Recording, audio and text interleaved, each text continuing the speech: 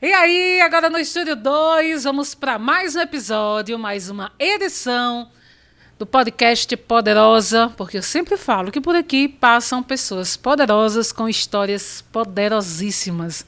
E não é que hoje eu estou recebendo César Moreno. Já ouviu falar nele? Já que eu sei.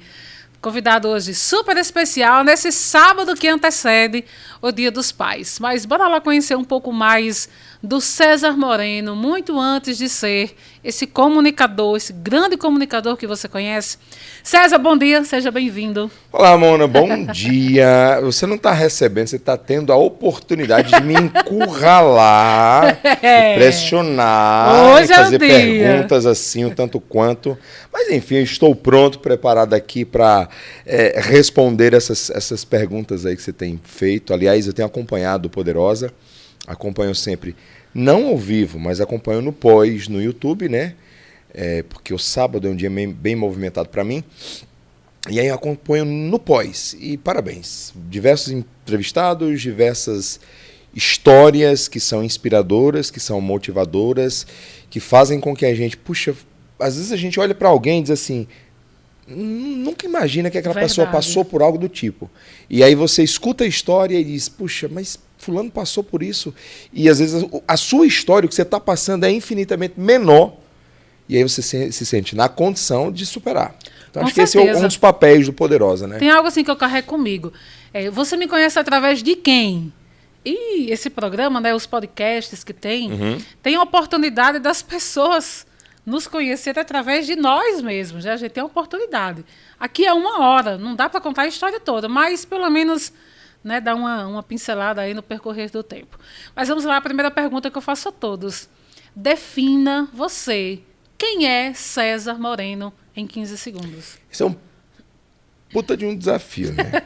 Principalmente para um locutor, um comunicador, que a gente, puxa, fala pelos cotovelos. Você sabe disso, né? Mas vamos lá. Em 15 segundos, quem é o César Moreno? Mona, eu acredito que... Aliás, eu descobri, ainda não é a minha resposta em 15 segundos, eu vou chegar lá. A psicologia explica que a gente vive a nossa vida dividida em fases de 7 anos, que chamam setênios, né? E eu estou completando agora em 2024 38 anos, então eu estou num setênio de descoberta, de entendimento, de identidade, né? E aí, nos últimos 2, 3 anos eu venho lendo, venho me interessando, venho me envolvendo muito com a Bíblia e com a espiritualidade, né? E aí, agora sim começa a resposta. Eu acredito que eu sou filho de um Deus vivo. Aliás, eu não, você, eu e todos que estão assistindo esse podcast, filho de um Deus vivo, criado à imagem e semelhança dele, onde ele nos autoriza a governar sobre todas as coisas, e nós não estamos aqui definitivamente a passeio. Nós temos um porquê. Muita gente chama de porquê, outras chamam de propósito, outras de significado. E aí eu já estourei meus 15 segundos, mas é nisso que eu acredito atualmente, sabe? Então, alinhando isso com a minha comunicação, entendendo que eu posso usar a minha comunicação para um fim de transformação, de muita coisa positiva na vida das pessoas. Então, dentro desses 15 segundos, resumindo, e desse momento que você está passando, hoje você se define o César, um filho de um Deus vivo. Filho de um Deus vivo, cheio de criado. E aí qual é o problema, Mona? Para a gente continuar aqui no assunto. Qual é o problema? Sabe aquela identidade que a gente tem? Tem a foto, tem o nosso nome de pai, nome de mãe, dia que a gente nasceu. É a identidade da gente, aqui física da Terra. O grande problema meu, seu, nosso, de quem está assistindo, é que a gente não ativa essa identidade de filho de um Deus vivo que nos autoriza a governar sobre todas as coisas.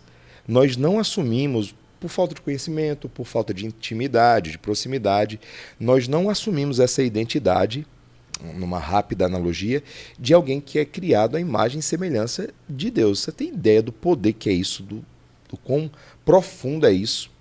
Se a gente for atentar para isso, pegar isso e dizer, puxa, deixa eu assumir essa responsabilidade. Eu sou filho de um Deus, criado à imagem e semelhança dele. Ele me autoriza a governar sobre todas as coisas. me mandou aqui para a Terra com um porquê, com um significado, com um propósito. Pegando esse gancho do me mandou aqui para a Terra, né? Primeiro César, filho de Deus, que teve esse propósito de enviar você para cá. Mas bora começar a conhecer um pouco mais da sua história. Natural da onde? Filho de quem? Tem irmãos ou não? Massa, eu sou natural de Currais Novos, nascido e criado aqui, para ser mais preciso, para quem é de Currais ou já passou por aqui, sabe, nascido e criado lá no bairro Doutor José Bezerra, mais conhecido como Promorá, um bairro de periferia, que por muito tempo foi maculado, manchado como uma imagem, uma chancela assim de bairro perigoso, isso lá atrás, né, na minha infância. Filho de um agricultor, aliás, filho de agricultores. Meu pai é agricultor até hoje. Minha mãe era agricultora e aí, com o casamento deles, vindo aqui para a cidade, ela tomou outro rumo que foi. Primeiro ela trabalhou na tecelagem aqui em Currais Novos, depois fez alguns cursos e aí ela se tornou cabeleireira. Né? E aí a união dos dois gerou esse fruto que aqui está e ela só ficou nesse fruto. Até hoje ela alega que o fato de ela ter um trabalho em casa, ser cabeleireira, precisar atender o pessoal, ela não tinha tempo para dividir entre as duas coisas. Ela conseguiu assimilar isso, né? Pô, se eu tiver mais filhos, como eu vou dar conta Vai ser difícil. E aí a agricultura do meu pai é uma agricultura que ele faz muito mais porque gosta do que para o sustento de casa. Lógico que quando precisa, encontra o meio de buscar. E aí eu vou... E nesse ambiente familiar, 3 pessoas, 2 agricultores, no caso uma que deixou de ser agricultora e foi ser cabeleireira, né? Sempre criado ali naquele meio, criado nesse bairro de periferia, inclusive participava de um programa esses dias e falava, né? Então eu não fui aquela criança que brincou na rua, não foi, ia perguntar como foi sua infância, que tocava a campainha do povo, que não nunca... foi. Agora eu lembro de algumas brincadeiras como garrafão, que eu via a criançada brincando na porta de casa, mas minha mãe não deixava ir. E aí, por que ela não deixava? Porque hoje em dia os medos da gente que é pai e mãe são outros em torno dos nossos filhos. O medo daquela época era medo de droga, principalmente você morando num bairro de periferia. E aqui eu conto essa história não é para manchar a história do bairro, não, muito pelo contrário. Já teve essa história não só nesse bairro em Currais, mas em outros bairros. E a realidade hoje é outra. E aí mudou.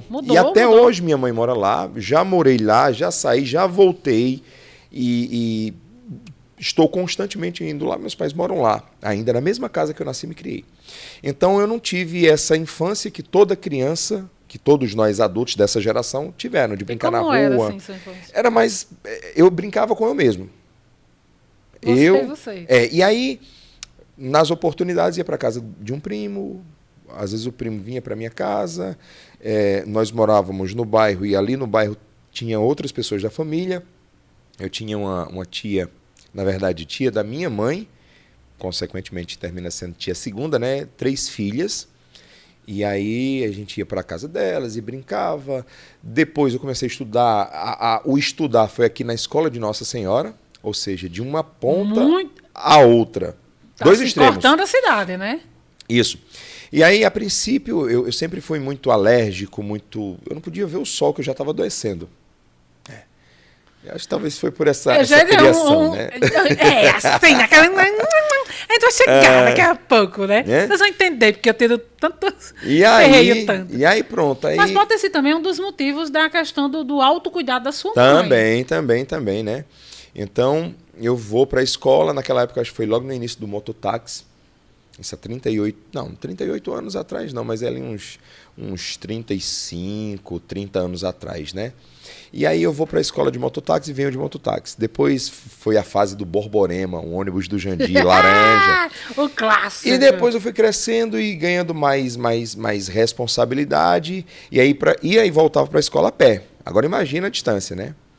E pronto. E sua mãe não tinha esse medo de deixar você ir para a escola ou voltar a pé? Não, depois que a gente vai amadurecendo, né? Vai engrossando o talo, como a gente diz no interior, né? O gogó. O pescoço. Aí vai despertando aquela confiança, aí vai relaxando, vai deixando. Por você ter mas sido sempre uma com muito criança cuidado, mais... com muita orientação, com muita, recomendação. Porque assim, por ser filho único, ficava muito em casa, você ouvia muito essa questão dos seus pais, tá nessa, isso aqui é certo, isso aqui não é, bam, bam, bam. Mas por você ter tido ter ficado mais em casa, não sair muito, brincar na rua com crianças, aí como já era esse lado mais sociável na escola, com outras crianças? Era mais de boa ou você era o mais tímido? Acho que é um reflexo, né? Sim. É importante que se diga, eu vou falar aqui, a gente termina muito falando sobre os nossos pais. É importante que se diga e que isso seja levado para quem está em casa assistindo a gente. Se você tem alguma pendência, alguma dificuldade, algum problema, alguma vírgula, algum porquê com seu pai ou com sua mãe, resolva isso. Enquanto a gente não resolve coisas desse tipo, dessa natureza, às vezes você tem uma raiva, um rancor, uma tristeza, às vezes se dá super bem. Não é o meu caso, né? Mas às vezes você se pergunta, mas por que eu fui criado, por exemplo, por que eu fui criado tão preso, tão restrito?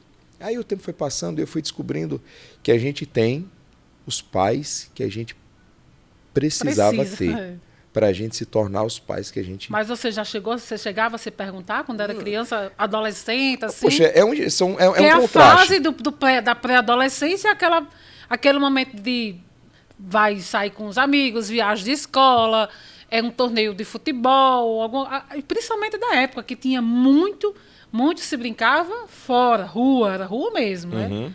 É um diálogo que acontece desde que a gente se entende de gente, que a gente fica o tempo todo, né? E aí poxa, você vê outras crianças brincando, e você fica, mas por que eu não posso? Natural pensar isso também. E quanto mais imatura a criança, mais ela não vai entender, por mais que o pai e a mãe explique, né? Então eu via, naquela época, a casa dos meus pais eram de cerca de vara. Não sei se você vai saber, né? Mas a cerca de vara. E aí foi logo no lançamento, na abertura do Conjunto Habitacional Promorá, que era um conjunto da Coab, né? Um órgão do Estado. E aí aquelas casas de projeto, o pessoal ia lá, não tinha, né? Estava começando ali a vida, começava a fazer uma cerca de vara. Então a rua, os meninos brincando, e eu lembro, né, à frente da casa da gente, até onde era a cerca, era uma grama bem verdinha, tinha uns pés de coqueiro. E aí eu ficava brincando nessa grama sozinho e via os meninos brincando. Às vezes saía, ficava na porta e ficava olhando eles brincando. Diversas brincadeiras, pique-esconde, esconde-esconde, tica, que mais? Nossa, tem tanta brincadeira, garrafão, enfim, N brincadeiras, matada. Eu via. Você jogou baladeira? E aí, né, eu não tinha, não, eu não vivia. Eu não vivia isso, eu levei pedrada, né? Eu não tinha essa experiência na rua, mas na escola a gente brincava. Eu estudava na escola senhora, né? E aí, bom, N brincadeiras, era uma escola pública, até hoje uma escola muito tradicional da nossa cidade. Sim. Né? Eu cheguei na época ainda eu não lembro bem se tinha castigo, mas era aquela rigidez bem, sabe?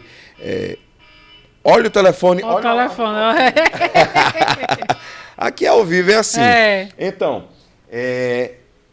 eu não lembro se eu cheguei logo quando eu cheguei, eu estava se despedindo dessa fase da rigidez extrema, da palmatória, né? Aquela coisa toda, uma escola muito tradicional, muito antigo isso.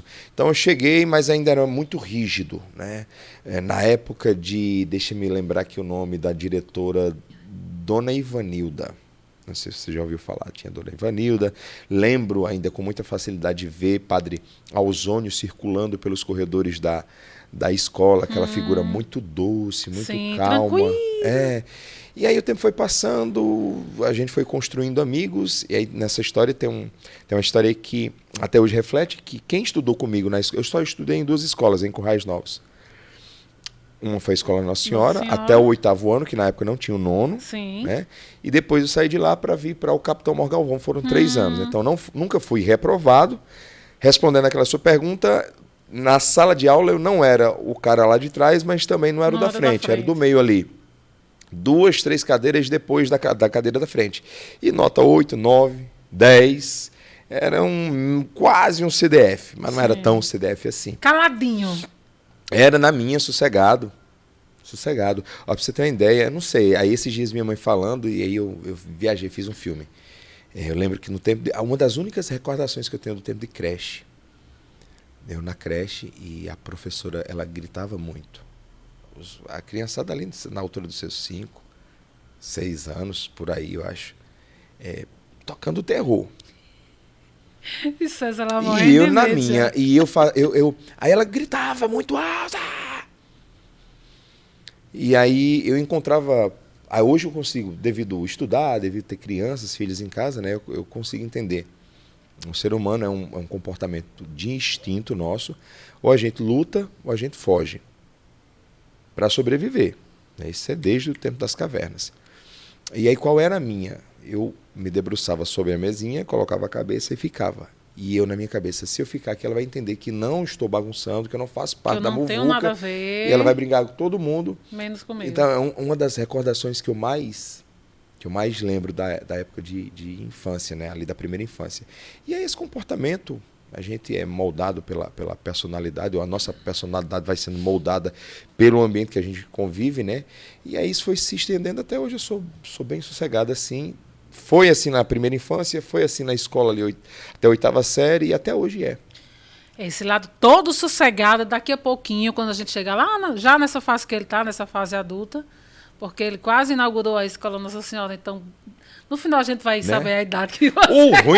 O ruim de entrevistar um comunicador é que o comunicador sai respondendo tudo e daqui tem a oportunidade de responder. A gente vai saber da onde, como desse estalo de ser esse César, que muita gente se encanta com esse seu lado de resenha, de tirar onda, de bababá, e o cara que se tornou comunicador, né? Esse menino mais recluso, mais quietinho.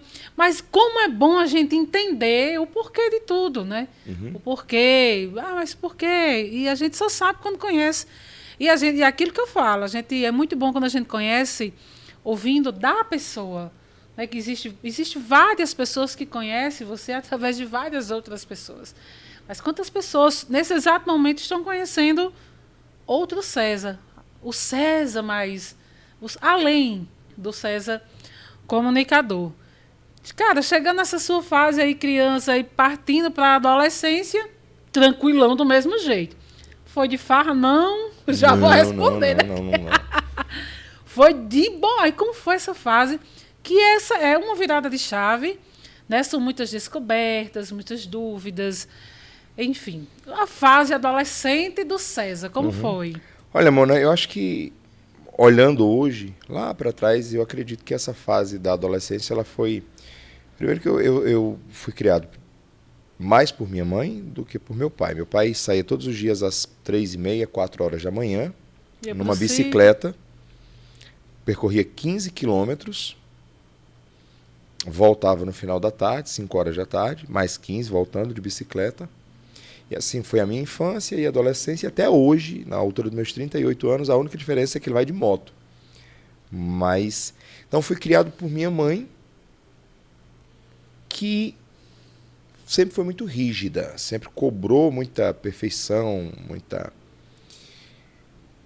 E aí hoje eu sei que a gente é assim, vítimas de outras vítimas. Minha mãe, ela foi de uma geração onde existia uma rigidez muito grande.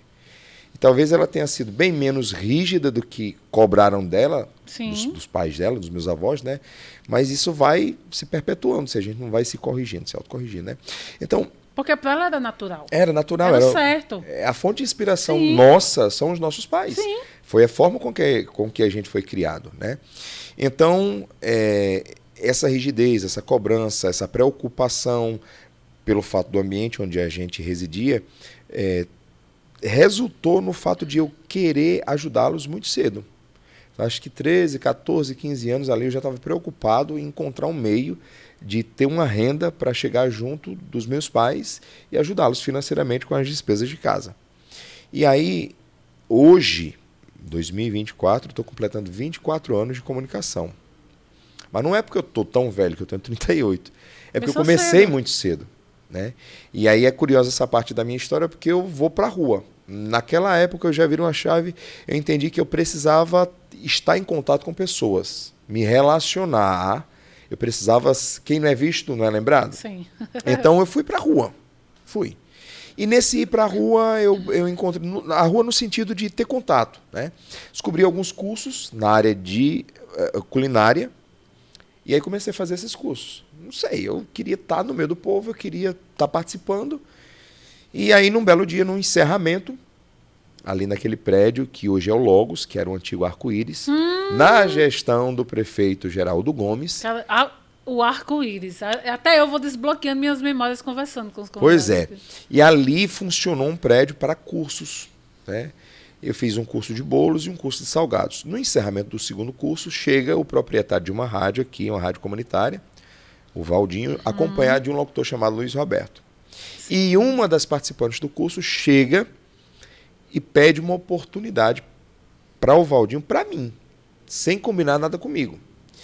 Detalhe, naquela época as pessoas tinham a imagem de que quem tinha voz grave tinha que ser locutor. Isso. Ao longo do curso, por diversas vezes fui colocado para ler as apostilas, as receitas das receitas lá, assim, a lista das receitas, porque eu tinha essa voz grave. Então ela colocou, uma participante do curso chamada Nininha, colocou na cabeça, encontra o Valdinho, acho que ela teve a ideia, atenção, né? Cara, esse menino fala assim. Então no encerramento, Mona, veio o governador, prefeito, aquilo que a gente já está acostumado, né?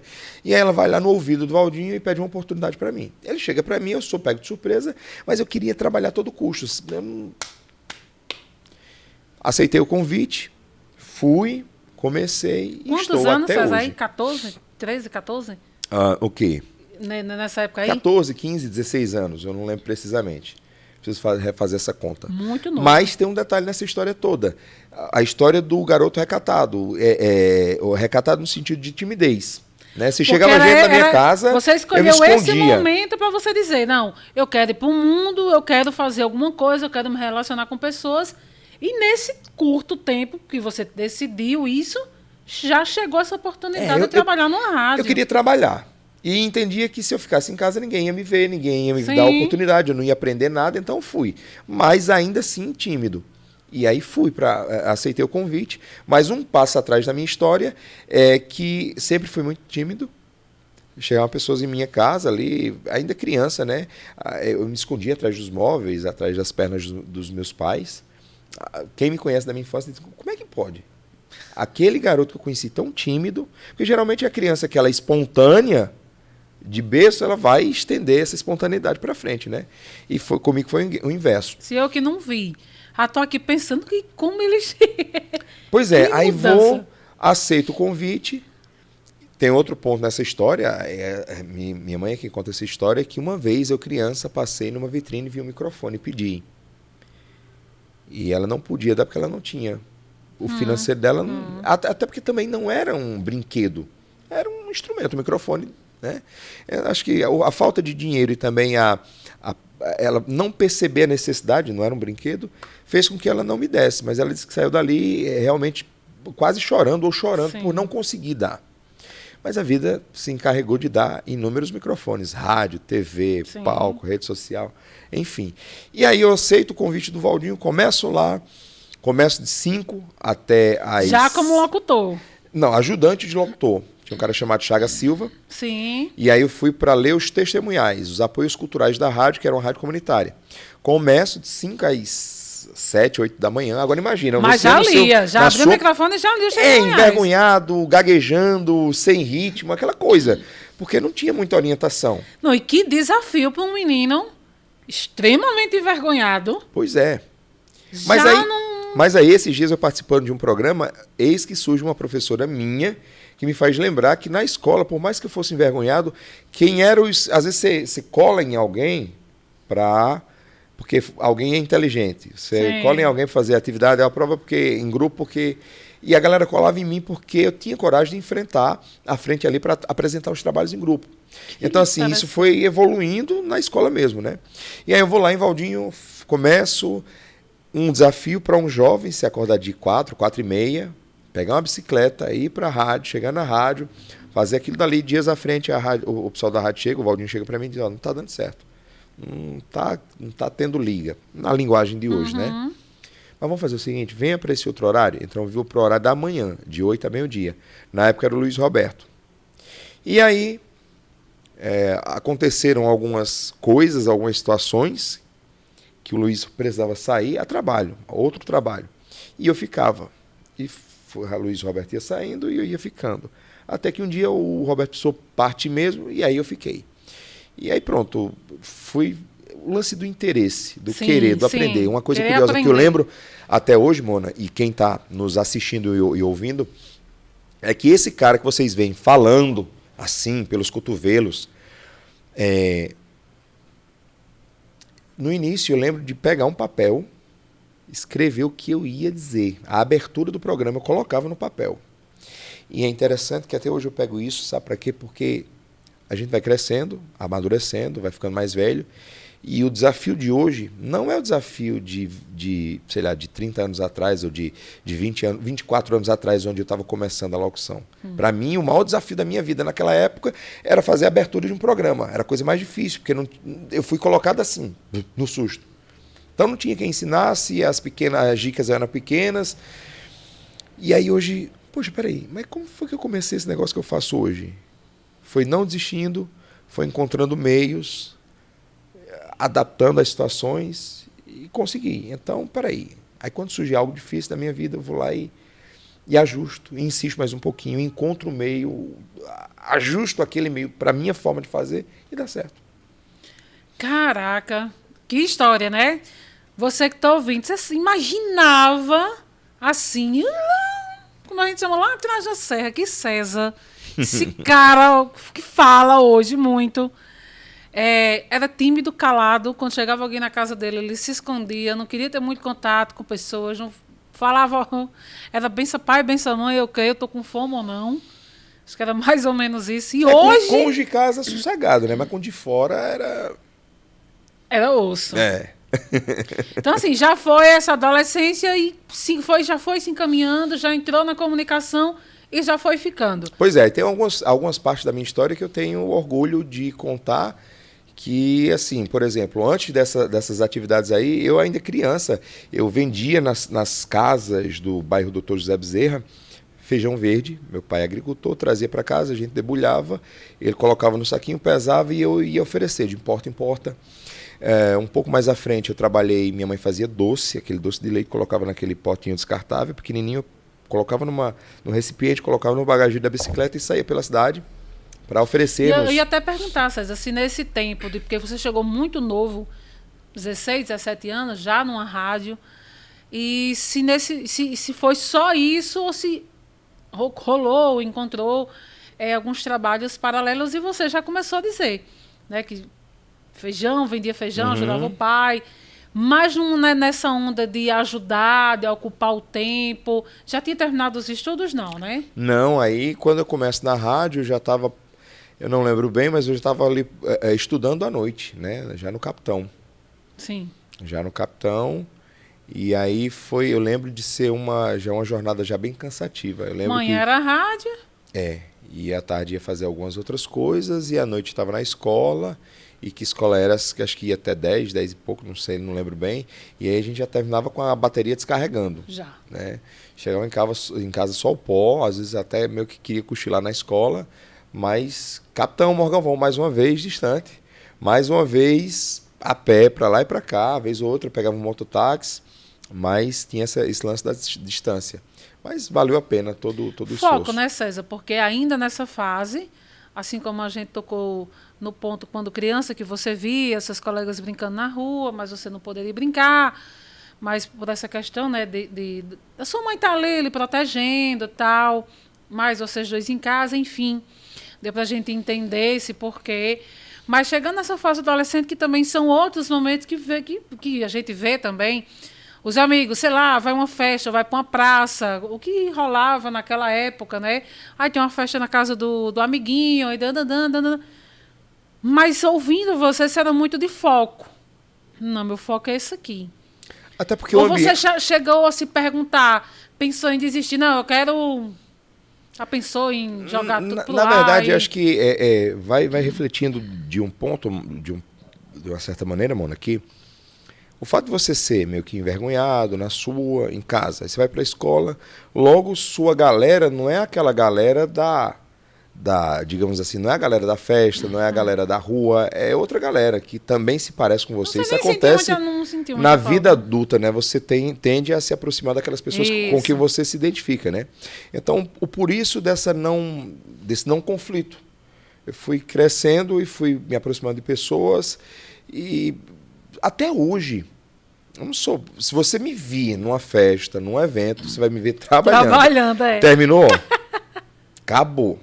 Hoje eu não troco ir dormir na mesma hora, igual com as minhas filhas, por nada nesse mundo. Eu só troco se eu souber que eu vou trabalhar, daquele trabalho vem um recurso para eu cuidar, para eu prover as coisas para casa, uma educação legal, enfim, N outras coisas que quem tem filho sabe que precisa. Então é isso que me faz ir para um evento, trabalhar, terminou, eu volto para casa. E assim, se tornou algo muito natural para você, essa questão de não faz porque é desde criança, então é uma coisa que você não é um lifestyle, né?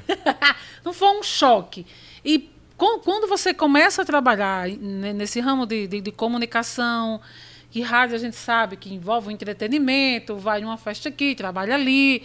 Você fez muito tempo, você já chegou a trabalhar em supermercado, contato também já com muita gente, que também já é outro momento, né, César, também. Certeza. Experiência, digamos assim. E aí, Mona, eu tô voltando aqui naquela história de que a gente tem os pais que a gente precisa realmente ter.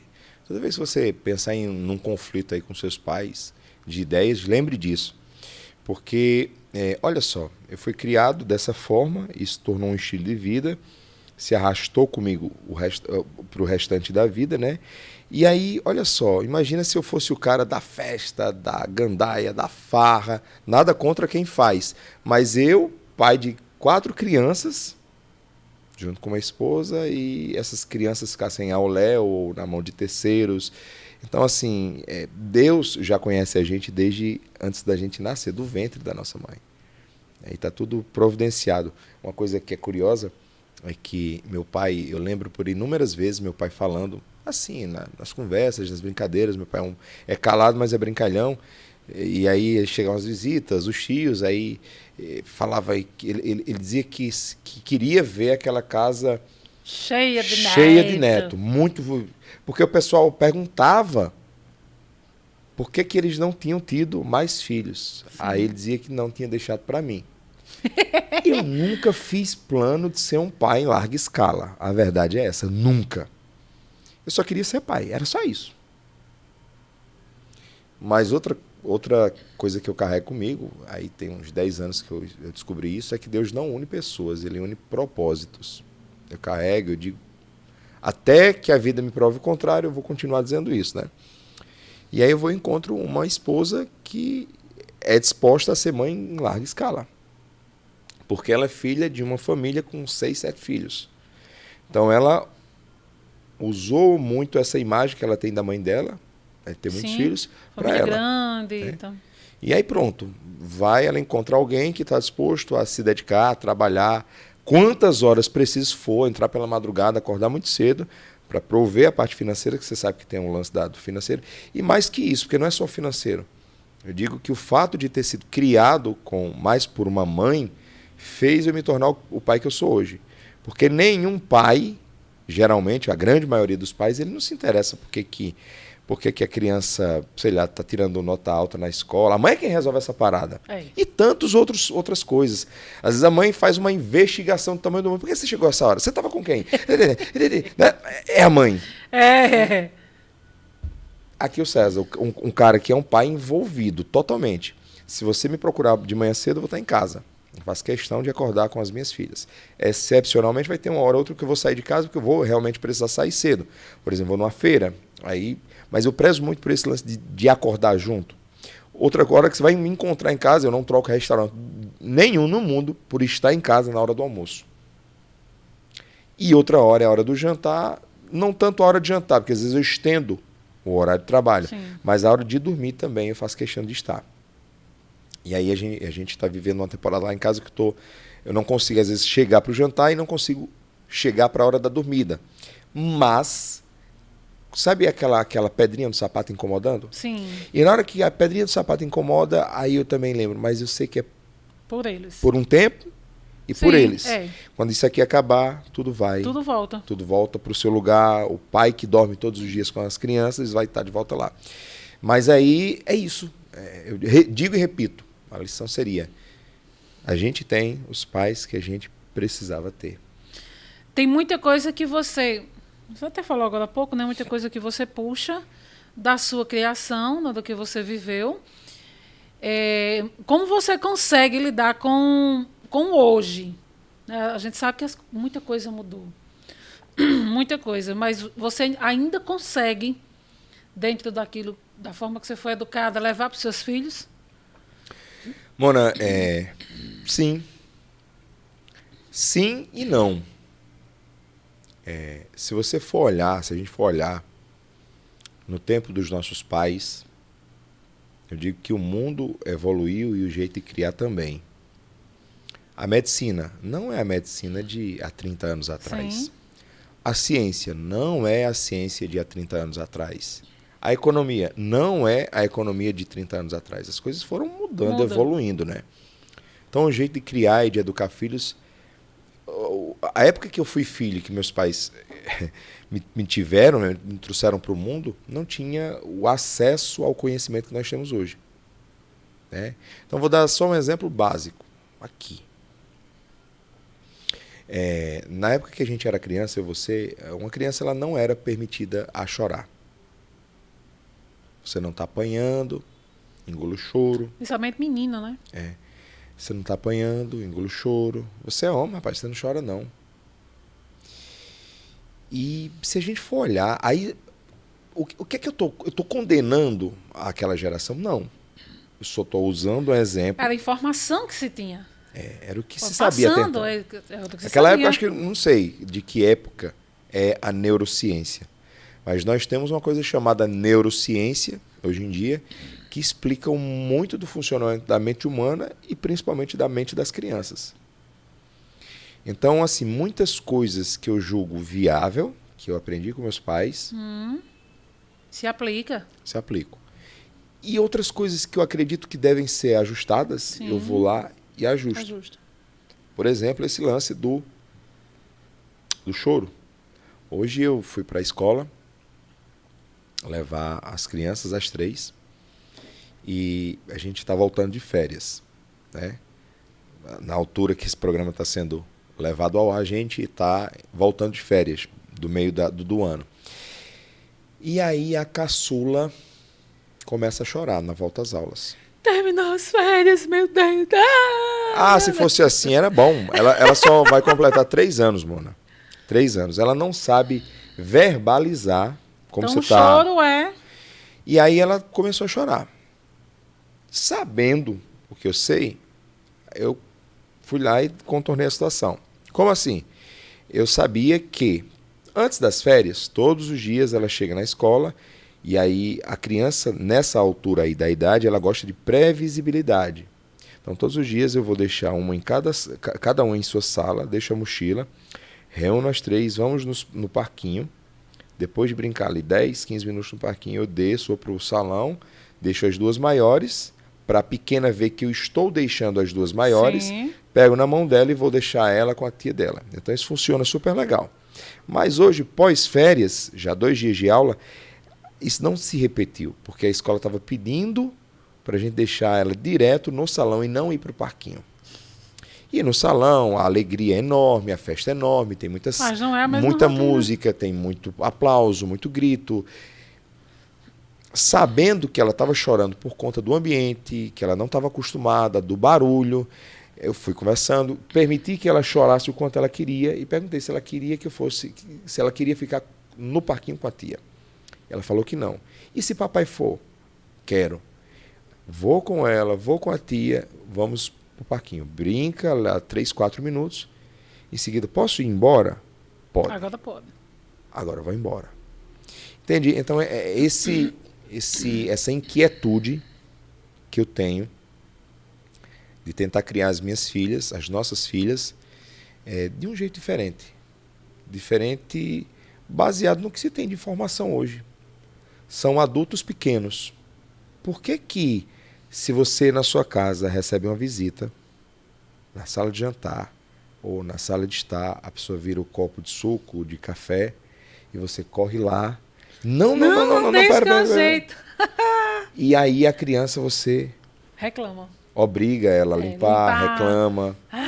você quebrou uma casa, não foi né? nenhum copo. Deixa assim. Então, assim, a grande questão também, Mona, é o fato de estarmos o tempo todo, e aí os livros de psicologia explicam isso, nós estamos o tempo todo, ou 95% do tempo, num plano inconsciente. Ou seja, nós estamos agindo no piloto automático. Quando a gente acorda um pouquinho para fazer uma coisa no consciente, aí a gente, puxa vida. Quer ver uma hora que você está consciente? Quando você experimenta fazer uma coisa nova pela primeira vez. Você está tão consciente, está tão presente, com medo de errar, com medo de falhar, com medo de... que você está consciente. Quantas e quantas vezes você está dirigindo aqui, você está com a cabeça resolvendo mil e uma coisas, passa a marcha do carro automático, vira, vai para o trabalho automático. Muitas vezes. Pois é. Então, e aí nessa fase de descoberta, voltando lá para o início da entrevista, né, tenho um interesse muito grande, eu gosto muito desse lance da psicologia, eu tenho muito interesse pelo comportamento humano, pelo desenvolvimento humano, né, esse lance de como a gente funciona, por que a gente funciona, isso me fascina, sabe? Descobrir como é que funciona a mente humana, abre muitas portas, explica muitas coisas. Olha aí, quem sabe um futuro Dr. César. Pois quem sabe. Psicólogo. A gente já fui chegando aí nessa fase, né, dos filhos, mas seguindo essa cronologia do que a gente está conversando. Eu já falei tanto, não foi uma hora de programa, não? Ainda não. Cadê o diretor? 4 minutos? 40 minutos. Sim, já tem 20. Viu? É porque a gente conversa muito. A gente acha que já passou muito tempo. Mas ainda pegando assim essa sequência, a gente deu uma pulada, mas nada que a gente não deu um passo atrás. Trabalhou muito cedo, enfim, encontrou a Andréia. Daí chegou esse César adulto. A gente já deu para entender que até a sua fase 18, 19 anos, 20... já era esse cara que já trabalhava muito, já estava começando a galgar na comunicação no rádio, ajudando aos pais, né? Vendia lá o feijão, o doce, numa forma de estar ali, chegando junto no financeiro e se sentindo... que é muito bom quando a gente trabalha, acho que acima de tudo é você se sentir útil, né? Você gostar, ao mesmo tempo tendo contato com outras pessoas, porque quem vende tem contato com muita gente, né? De diversas personalidades. Mas aí vem o César que decidiu formar família. E ainda novo, ainda jovem também. 30 anos, né? E engraçado que eu fui pai exatamente com a mesma idade que minha mãe foi mãe. Minha mãe foi mãe com 30 anos. Com 30 anos.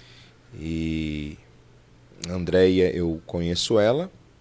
Eu me tornei pai antes de ser pai. Porque quando eu conheci a Andréia, ela já tinha um garoto de 4, 5 anos, acho que estava terminando 4, completou 5 anos. É isso. O Gabriel, Nicolas Gabriel. E aí a minha primeira experiência. Eu que não tinha esse lance, eu tinha vontade de ser pai, mas o lance de ser pai é sobre receber uma criança ali, pequenininha, novinha, né, que você vai... E ali ele já vinha cheio de muitas experiências, de muitos contatos, carregando uma bagagem de diversas situações. E foi minha primeira experiência como pai.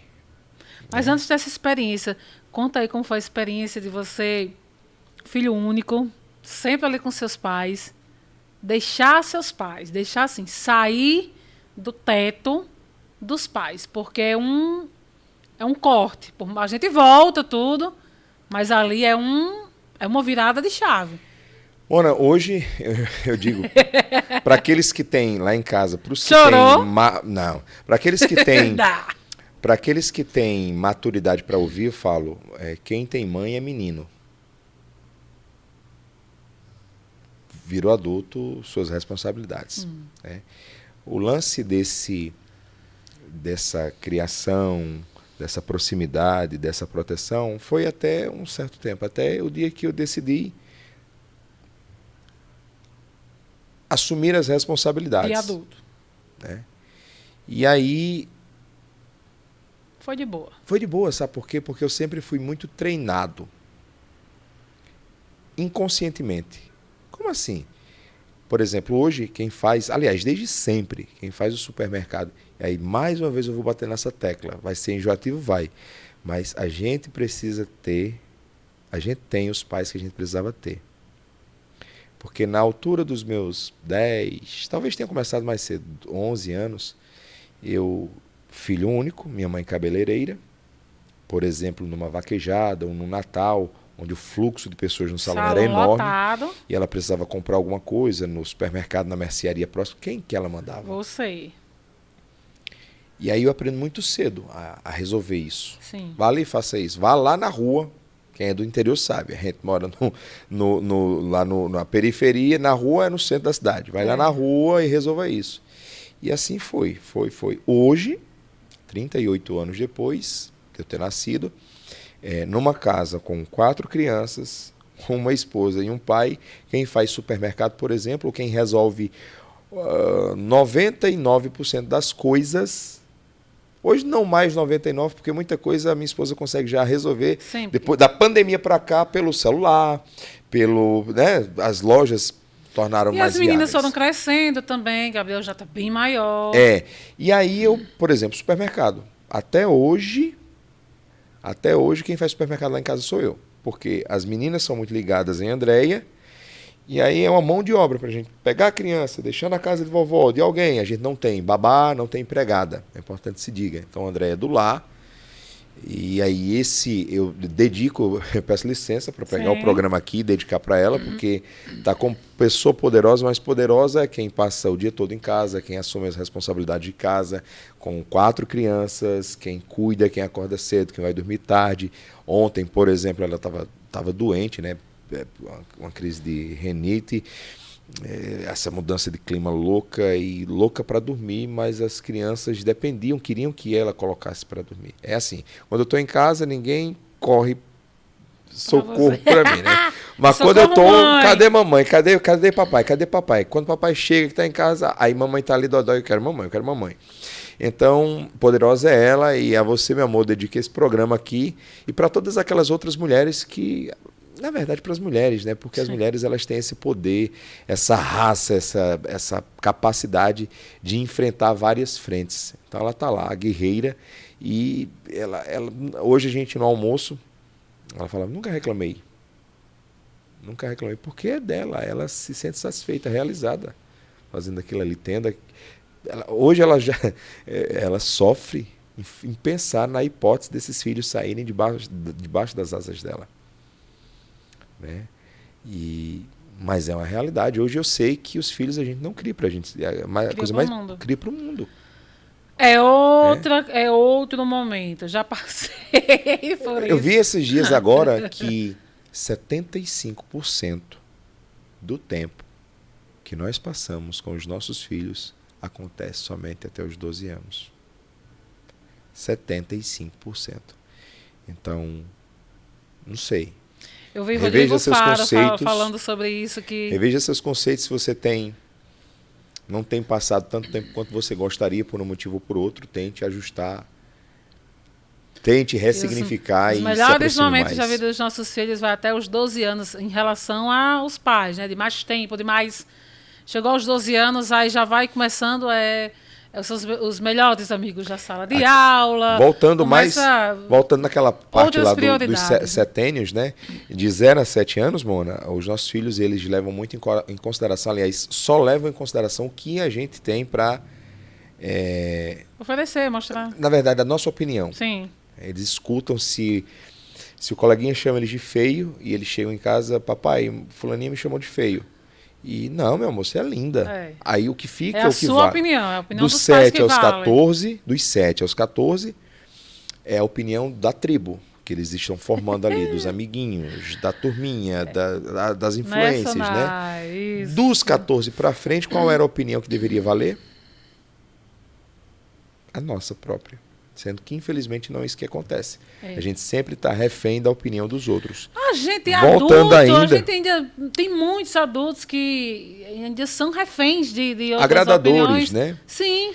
Pois é, e aí, voltando nesse lance dos setênios, né? Por isso que eu digo sempre, toda vez que eu encontro uma criança e tem uma parte legal da infância da criança, você que é avó agora está revivendo tudo isso com o seu netinho, né? É bom demais. Aí eles adoram desenhar e chegam e, papai, o que é que você achou? Mamãe, o que é que você achou? Vovó, o que é que você achou? Genial. Eu achei lindo, maravilhoso. Mas e você? A importância desse desenvolver logo de cedo. E você, o que é que você achou? Foi difícil? Foi fácil fazer? Você gostou dessa cor? Mas por que está essa cor? Isso Sabe? vai desacostumando até nós pais, de entender que os nossos filhos têm suas próprias opiniões, sentimentos. Eles sentem. Não vai ser tudo sobre o que a gente quer, o que a gente acha. E sim vai chegar um ponto que é o que eles também gostam, não gostam. E tá tudo certo, né? Tá tudo certo. E o César, pai, veio aí 3 meninas, já tinha Gabriel, como você falou. Veio as 3 filhas que você tem aí. A gente deveria ter outro programa para você falar de tanto amor, de milagre, né? Da presença ainda maior de Deus. Você começou falando sobre ele e ele deu N provas, principalmente no nascimento das suas filhas. Né? Você tem testemunhos e propriedade para falar sobre isso, que são momentos assim incríveis. Mas o César hoje, como você se enxerga, César, hoje, como ser humano, o marido de Andréia, o pai dos seus 4 filhos, o César comunicador, como você se enxerga? Mona, eu me enxergo... hoje meio que gira tudo em torno daquilo que é valioso, daquilo que é válido, daquilo que tem importância. Porque se você perceber, vez ou outra a gente está muito tentado nesse mundo a fazer coisas fúteis. Coisas que só alegram ali, que só divertem ali naquele momento e acabou. E o meu desejo, o meu envolvimento, a minha vontade é de fazer algo que agregue na vida da pessoa para o resto da vida. Baseado do ponto de vista da comunicação. Né? Que impacta o outro. E aí o César é um César que olha mais para a família, que se coloca mais no lugar do outro, que olha para alguém e... Peraí, daqui a alguns anos vai ser minha filha. Daqui a alguns anos vai ser Maria, vai ser Gabriel. Sabe, eu consigo já olhar para o futuro, as atitudes que eu tomo agora, o César que eu sou, porque essa nossa... Por mais que a gente... Para quem tem filho, por mais que a gente diga, por mais que a gente ensine, nada ensina mais, nada deixa mais, nada agrega mais do que o exemplo. Eu posso dizer a vida toda uma coisa e fazer outra, e no final meus filhos não vão aprender o que eu disse, vão aprender o que eu fui, o que eu... Sabe? Então, o meu cuidado é isso. O que é que eu estou fazendo? Como eu estou sendo? Quem é o cara que está contribuindo aqui? O que é que eu estou? Onde é que eu estou? Sempre se perguntando, né? Sim. Você se arrepende nessa trajetória de alguma coisa? Tem algo que diz assim... Não me arrependo. Não me arrependo porque na vida a gente... outra coisa que foi agregando no que o pessoal chama de lifestyle, né? No estilo de vida... na vida a gente não perde. A gente ou ganha ou aprende. É verdade. E nessa fase de vida eu tenho sentido prazer em aprender a ser um amante, uma pessoa que ama resolver problema. Resolveu. Na minha bolsa ali tem um bocado de... É prazer. Eu queria essa pessoa para resolver. Eu tava falando sério, mas não aguentei. É libertador você dizer, puxa vida, sabe quando você vai evoluindo enquanto pessoa e você diz assim, cara, eu não me estressei, eu não me afobei com aquilo que há 2 anos atrás eu chutaria o pau da barraca e mandava para casa de pi. Eu também, hoje eu tô assim. Sabe, então, esse lance da maturidade, a maturidade a gente faz vai isso. pegando essa experiência e vai entendendo que os problemas estão aí. Quando você ama resolver o problema, você resolve e se livra dele. Agora, quando você fica... Tem uma máxima que diz, problema a gente não fala dele, a gente fala com ele. Senta frente a frente, feito eu tô aqui. Peraí, vamos aqui, o que é? O que é, hein? Aí vai lá, resolve, acabou o estresse. Acho que uma coisa que realmente, assim, é a maturidade, é o tempo, né, a fase, é a maturidade, não tem para onde correr. Se você não fosse comunicador, o que você seria? Ixi. Já se viu assim, se você não fosse locutor? Nunca, oi? Boleira. Agora você nunca fez esses dotes e trouxe para a rádio? No máximo que eu fiz foi mandar uma foto no grupo. Trouxe já? Naquele salgadinho, não quero salgadinho, não. Eu quero o padrão que você fazia. Não, um trouxe bolo. Não, trouxe não. Não, olha, é impossível. Não me peça coisa. Olha, pedir. Pro homem, tudo aquilo que é possível. Para Deus, as coisas impossíveis, né? Eu fiz o curso, eu não tive nem a oportunidade. Eu contei a história aqui. Se concluiu é porque fez. Concluí, mas não tive chance de praticar em casa, puxa. Entendeu? Resgate os velhos tempos, tal. Deixa chegar aí na aposentadoria, né? Sobra um pouquinho mais de tempo. Não, a gente vai lá e faz. Se vovózona estiver viva daqui pra lá. O quê? Se eu não estarei, oxe! A gente tem uma idade assim, ó. Né? Pregada, como diz o outro, pregada. Então, se eu já tiver ido, você ou já tem ido, ou também tá na beira. Mas, César, a gente já está chegando no finalzinho. Eu queria outro programa. Pois é, eu também quero. A gente fala mais. Mas, assim, a gente ouve, inclusive no dia a dia, o carinho, a admiração que você fala, o orgulho que você fala do pai que você é, do marido que você é, da família que você construiu, do sim que você deu a isso, porque a gente vê, principalmente no mundo que a gente está vivendo, pouquíssimas pessoas dão esse sim, né, a querer ter uma família, até a escolher, porque é uma escolha, você escolhe, não, eu quero isso para mim, eu quero isso para a minha vida, é isso, eu me identifico, eu gosto. E a gente ouve muito isso no dia a dia, mas esse César antes, né, de, por exemplo, chegar aqui na 95, acho que pouquíssimas pessoas conheciam, e que bom que muita gente conheceu um pouquinho dessa sua trajetória. Aqui no finalzinho eu vou para um bate-bola, pergunta e responde de forma rapidinha, tá? Legal. Aqui você não vai ser locutor. Uma alegria. Minha família. Um lugar. Minha casa. Uma comida. Gostosa. É porque ruim não dá. Ruim é o Oreo. Uma saudade. Se bem que eu aprendi que a gente não só come do que gosta, né? Dependendo da fome, já dizia minha avó. Você come tudo. É, rapaz. Sim, a última Uma saudade. Agora, uma saudade da infância. Uma música. Uma música. Eu vou fazer igual fazer igual a comida, né? Boa, mas gospel, música gospel. Ela tem um poder que às vezes a gente encontra outras coisas, mas na música também, sabe? Sim. De quando você partir, quando você morrer, como você quer que as pessoas lembrem de você? Quando eu partir, quando eu morrer. Fechar os olhos e dizer assim, rapaz, César. Puxa, essa é uma questão de percepção, né? De cada pessoa que olha pra gente e tem a sua... faz a sua conclusão, né? Mas... assim, eu gostaria de ser lembrado como alguém que foi um cara bem intencionado, um cara que não tem maldade, do fundo do coração não tem maldade. Se eu puder ajudar, eu ajudo. Agora, se for para atrapalhar, eu prefiro não. Eu não sei, eu já tentei, inclusive. Ser um cara, sabe, tentar devolver na mesma moeda. Sim. E, porra, esquece isso. Deixa pra lá. Não dá. Se for para fazer o mal, que seja aquele César na escola que quando tinha muita zoada, inclinava a cabeça na carteira e ficava lá quietinho. Se for para ajudar, conte comigo.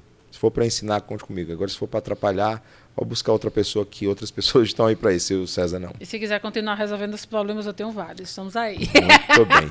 Ó, presta atenção, essa daqui é para finalizar. Para finalizar. Espere, aí você vai entender. Espere pouco das pessoas.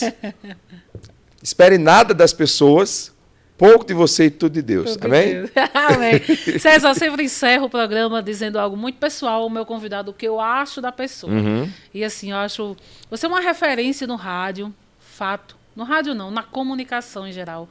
Esse ano, não sei se você prestou atenção, mas no palco, eu cheguei assim no meu momento de muita gratidão de estar ali apresentando. Para muitos poderia ser só mais uma apresentação, uma comunicadora ali anunciando banda e tal.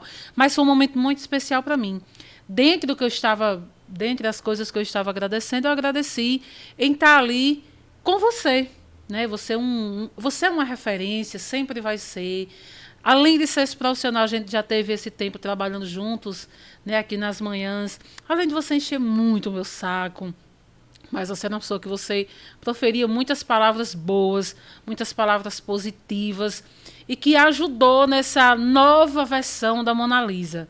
Então, assim, sou muito grata por muita coisa que eu aprendi com você.